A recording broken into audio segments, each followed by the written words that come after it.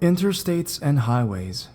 Watch out for weird pickup trucks that want to take you home, or men who pay you $50 to do something special on the road.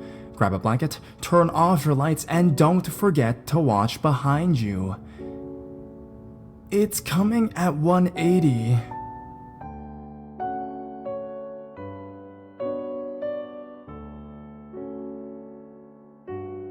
Rick, the long-haul trucker.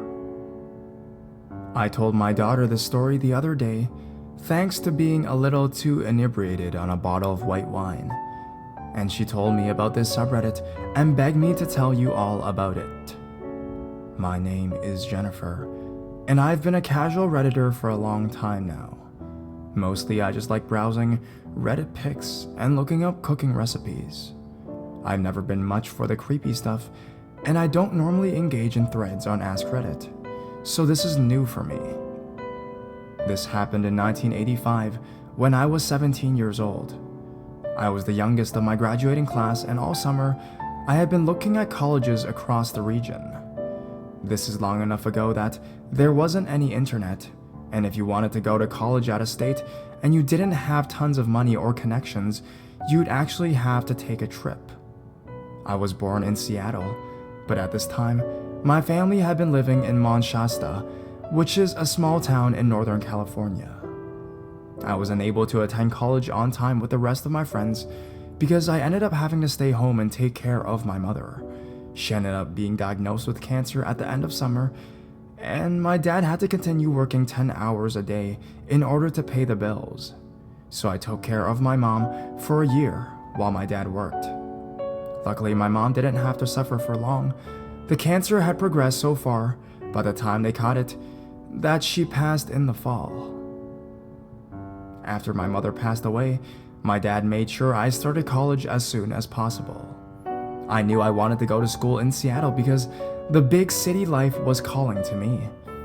Dad basically handed me $500 and the keys to his 1982 Chevrolet pickup and told me to go.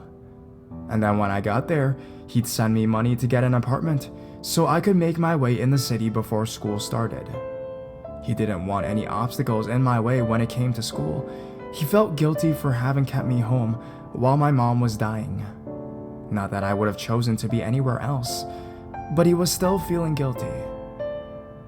So in the middle of fall, I ended up driving my dad's truck north to Seattle. The trip is basically a straight shot from Mount Shasta to Seattle on Interstate 5.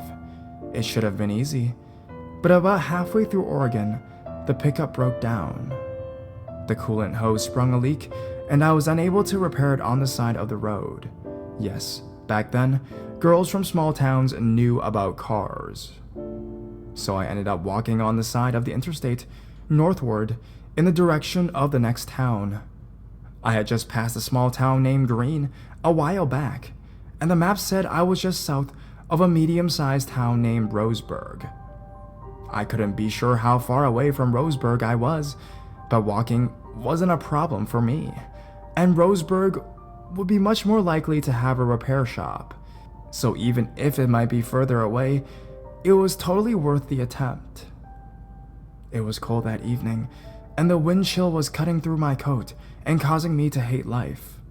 I decided it would be best to hitch a ride to Roseburg since it was getting dark quickly. I thought I looked pretty hot back then, but even still, no one stopped to give me a lift. I kept walking north and putting my thumb out every time a car came up behind me. It was hours later when one finally stopped. It was a big red 18-wheeler that had no trailer attached. It pulled up in front of me and off to the side of the road and honked its horn. I ran up to the trunk, thankful that I could finally get out of the wind. As I opened the passenger side door of the truck, I saw a very friendly-looking man at the wheel. He smiled and said, "Come on inside." As I climbed into the passenger seat, he told me his name was Rick, and I introduced myself in turn. He asked me where I was headed, and I told him I needed to get to Roseburg to get a tow truck to pick up my vehicle I left a few miles back. He told me he'd been to Roseburg many times on his routes, and that there wasn't a repair shop or tow truck company open this late at night. He told me he would let me out at a motel so I can sleep the night and then get the tow truck to pick up my vehicle up the next morning. I thank him for his considerate nature. He really did seem kind and thoughtful. We weren't far from Roseburg, according to him, which made sense because we could just now begin seeing the signs of civilization amongst the trees on the side of the interstate. We made small talk while he drove the rest of the way. We discussed the cold weather, current events, and even sports. Somewhere in the conversation, he told me that I was very pretty. It caught me off guard, but he didn't say it in a creepy manner, so I merely thanked him and continued talking about sports. He didn't say anything after that, just kinda let me talk. You know that feeling when you realize you've been chatting on and on about something, and the other person hasn't said a word in a few minutes? Well, I got that feeling because he hadn't said a word since he told me I was pretty. I stopped and apologized for being so chatty and talking his ear off. He looked at me and smiled and said it was alright. He likes to hear my pretty voice. That time he did say it in a creepy way, but sometimes that happens. I doubt he meant to do that. I kept quiet in hopes he'd just start talking again and we'd discuss something else.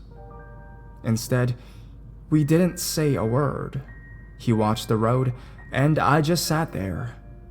In a minute, I began looking around the cab and I ended up looking in the back of the cab behind me.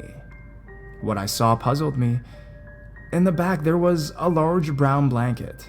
Some clothes I'm sure were dirty and some shoes.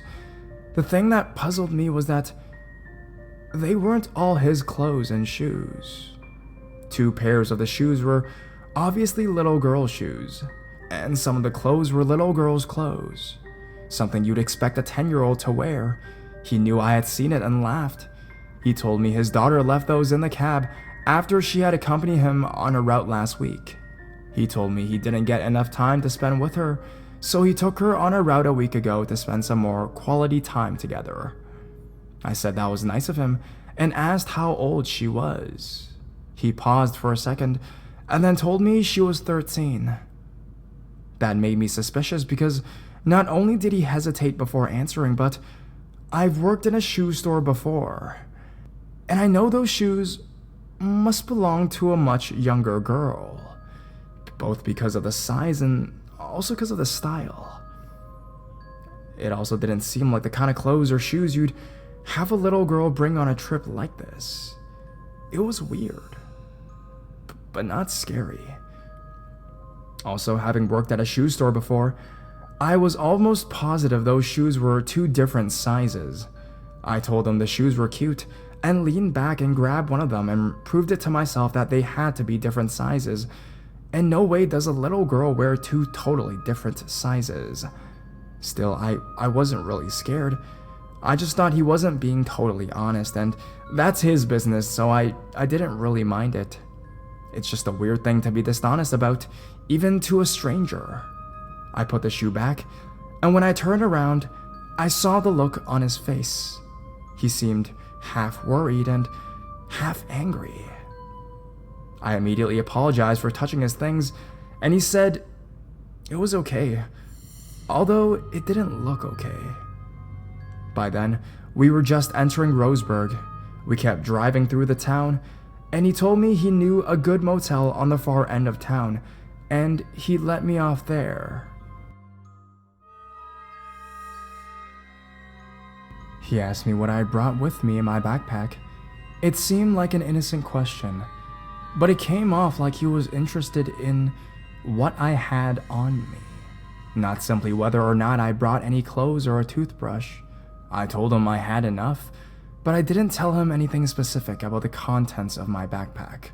I didn't have a weapon of any type, just some socks, makeup, and my purse.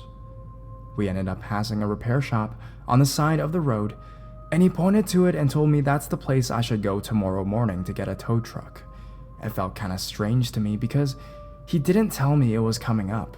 He just pointed it out. I said I had missed it and asked what the name of the shop was. He responded just by telling me it was straight south off the interstate and I can't miss it, as if he didn't remember the name. At this point, I began to get a little worried.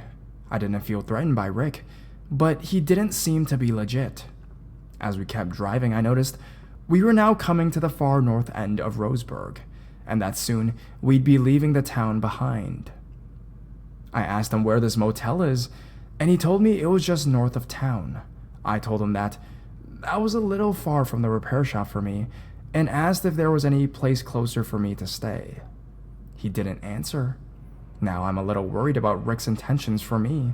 I got my backpack and put it in my lap. He looked over and saw it and said if I was okay. I looked over and smiled at him and told him I was okay, just cold. You know those signs on the highway that tell you how far off the next rest stop is, or gas station is, or motel is? Well, they had those back then too, but usually only on the outskirts of a town. It's the town's way of motivating you to stop for a gas or lodging now where they can tax it, rather than continuing on and sleeping somewhere unincorporated. Well, we came up on one of those signs. It said that there wouldn't be a motel for 20 miles and that we were leaving Roseburg. I knew then that Rick wasn't taking me to a motel just past the town's limits. I didn't know what he wanted, but I didn't want it to happen. I looked over slowly to Rick, and luckily he hadn't seen the sign because he was busy lighting a cigarette. I began looking frantically out the window to see if there was any place I could make an excuse to stop at. Maybe I could ask to stop at a gas station for something to drink and then run away. There wasn't one open. I decided I'd have to pull out the big guns and ask them to pull over so I could pee. I looked over at him and asked if he'd pull over to let me pee on the side of the road. He pulled his lit cigarette out of his mouth and looked at me. He said, "You gotta pee?" And I shook my head yes. "Well, go ahead and pee then, Jenny," he told me. "I like the smell." And he smiled at me and it sent shivers down my spine. I pretended to laugh, and he frowned at me. "Don't fucking laugh at me, Jenny," he told me. I immediately stopped pretending to be fine, and so did Rick. He could tell I was scared now, and he just gave me this look like he wanted to hit me. I asked him where we were going, and he told me not to worry about that. At this point, I could actually see the end of Roseburg coming up ahead. No more lights after that, just woods. Immediately, I heard my dad's voice in my head telling me to run. Not to worry about getting hurt, just run. I opened the door and tried to jump out. The truck must have been going at 30 to 40 miles per hour. And as I moved towards the open door, Rick grabbed my backpack. He had been trying to grab me, but I was pressed against the far end of the cab. I heard my dad's voice again telling me to run, and I tried to pull my backpack away from Rick, but his grip was too strong. I gave up and just fell back out the cab and into the grass. The impact knocked the wind out of me, and I rolled around in the grass till I came to a stop. Immediately, I sat up, despite the sharp pain in my back, and saw Rick's truck speeding up on his way out of town. He didn't stop. I got up and limped my way back into town, and ran up to the first home I saw and pounded on the front door. An old man opened the door looking very tired, yet also very worried. I begged him to call the cops, and when he saw the bruises on my face and grass stains on my clothes, he threw open the door and let me come in. He sat me on the couch while he ran to the phone. His wife came down to find me on the couch, crying, and him on the phone telling the local sheriff to come as soon as possible. She got me a glass of water and a blanket. They were both so nice to me. The sheriff arrived and expected me to be drunk at first. About halfway through my story, he realized I wasn't drunk, and there was truth to the story I was telling. He called up 2 deputies who were asleep at home and had them patrol north on the interstate, looking for a big red 18-wheeler. He even called up the next town north and asked them to send a patrol south. They didn't find any red 18-wheeler on the road, but they assumed he probably sped his way right through their town before they were even able to send out a patrol. The nice old couple who had let me in ended up letting me stay with them. The sheriff kept the deputy outside of the house all night. The next day, he took me to the station to fill out an official report and look at some photos of 18-wheelers so I could pick out the exact color and model. He drove me to the repair shop, which just happened to be the same one Rick pointed out to me. He had them tow my truck in and had the sheriff's department pay for it.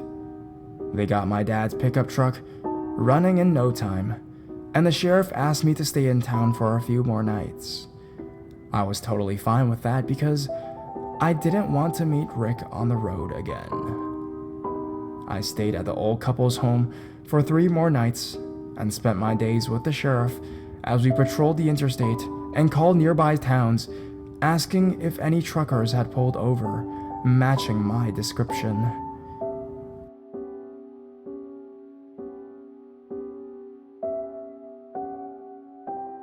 $50? When I was about 13, I was walking a far distance along the highway to meet a guy. As I was walking to get to the highway, I noticed this one car go by several times. I assumed he was looking for something. Eventually, he drove by again but slowed down. I asked him what he was looking for, and he replied with, "I just wanted to offer you a ride." Being naive and lazy, I took the ride, assuming that nothing would happen. About halfway there, he looked at me and said, "Do you want to make $50? Not realizing what he wanted, I said, "How?" "Give me head." At this point, I was shocked, scared, and ready to do whatever it took to get away from this guy. "Let me out." I spoke as calmly as I could, but still sounding threatening. "I'm sorry, never mind." And he just kept driving. I repeated twice more, getting louder and angrier. He finally let me out, and I walked the rest of the way. I was absolutely shaken, and I've told few more people about this because, number 1, it was incredibly stupid, and number 2, it's one of the worst experiences of my life, and number 3, I'm ashamed I made such a decision to take a ride. I've seen the guy around town a couple more times and have a mini panic attack each time.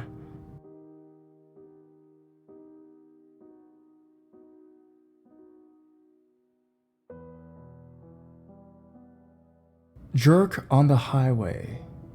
Sorry for grammar, spelling, or formatting errors. Several years ago, I had just graduated from high school and spent most of my time just running around with friends. My good friend Monica had moved to Columbus, Ohio, which was about a 3-hour drive from my hometown in eastern Kentucky. Me, my friends Mary and Caroline decided one late night to make the trip to visit Monica. Mary had a 1990 Crown Victoria with the bench seat in front.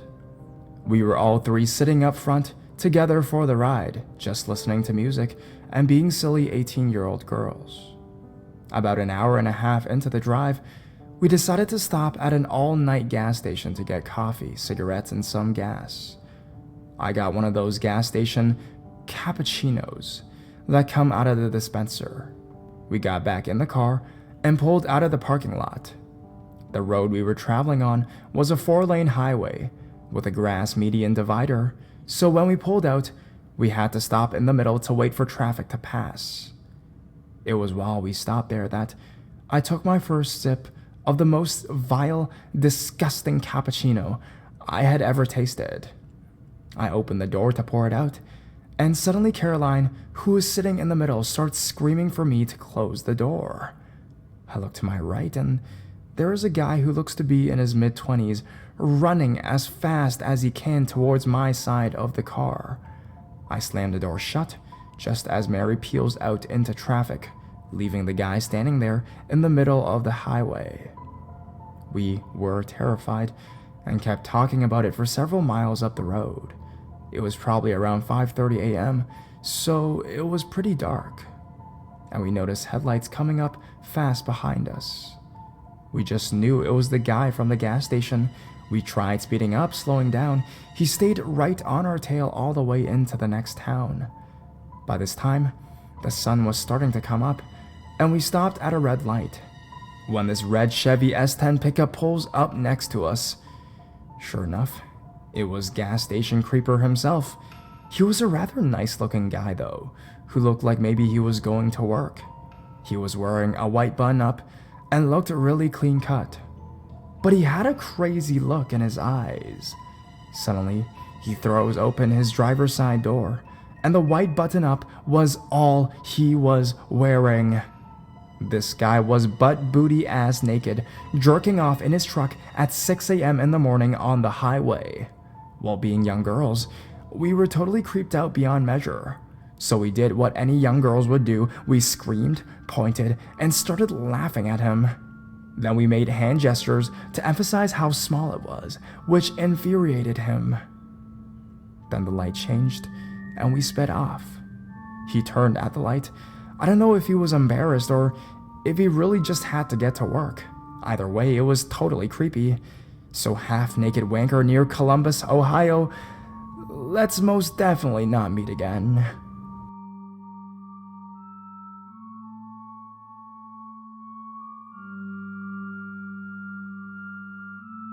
Pregnant, harassed, and followed on highway. New to Let's Not Meet, and reading these reminded me of an encounter I had a couple years ago. I was driving to pick up my boyfriend at the airport, which was a 2-hour drive from home at the time. I'm what you would consider an attractive girl, and was driving my boyfriend's Dodge Diesel 3500, murdered out with moose bumper. He's an electrician in the oil field. I was about 7 months pregnant at the time, just driving, listening to my music. Totally normal day. Slow down to go through one of the smaller towns, and these guys pull up beside me. They start winking, waving, the whole sleazy guy thing. I'm assuming they couldn't see my belly, as I was higher up than them, lifted truck, but could see my pregnant tits. I looked at them, rather unimpressed I'm sure, and then just ignored them. I turn off to go onto the major highway, and they suddenly lay on the gas and cut me off. Okay, weird, whatever. Then once onto the highway, they suddenly slow down and start going probably 20 under the speed limit. So I pass and can see them waving at me in the peripheral. They then speed up again and start tailgating me. I speed up, they speed up, etc. They drove up beside me for probably 5 minutes, trying to get my attention, and I wasn't giving it. I was just really freaked out, and they would cut in front of me, then slam on the brakes. This went on for 30 minutes, till the next town. I stop at 7-Eleven and call my boyfriend, literally shaking. He was just boarding his flight. He says go to the police station. They had parked across the street from the 7-Eleven and were just sitting in their vehicle, watching me. So creepy. I then go to the cop shop, and they start following me again once I leave 7-Eleven. They followed me until I turned into the police parking lot, and then continued on when I pulled in and parked. Thank God nothing came of it, but to this day, I wonder what the fuck they had planned. Oh, and they were towing a horse trailer too, with no horses in it. So that also increased the creep factor.